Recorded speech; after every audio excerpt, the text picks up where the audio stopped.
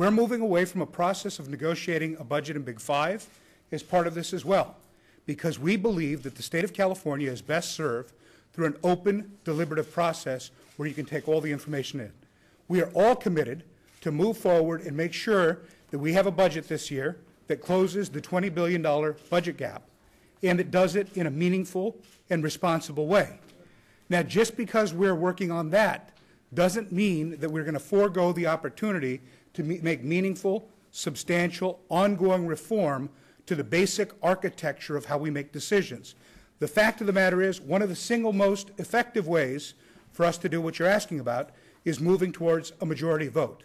When you have a majority vote budget, you can make the decisions in a more expeditious manner, and you can do it in a way that's based on sound economic decisions, not based on the politics of extraction, where people hold out a budget vote in exchange for a policy vote that has nothing to do with closing a budget gap.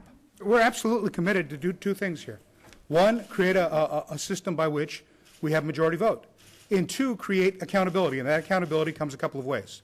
When you have a majority vote process, people are clear who made the decisions. So you have accountability that way so that the electorate knows who to hold accountable for the decisions they like and for the decisions they don't like. The second thing is, in exchange for a majority vote approval system, what the California Forward package contemplates is that legislators would forego their pay if they don't act on time. I don't love that idea, but I think it is a perfectly fine way to make sure that we have a packet that moves forward that people can support. And let's be clear, the Pro Tem and I didn't come up with this packet.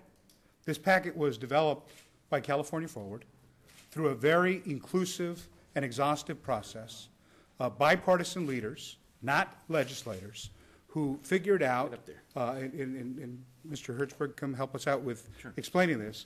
So this isn't Darrell's and my compromise.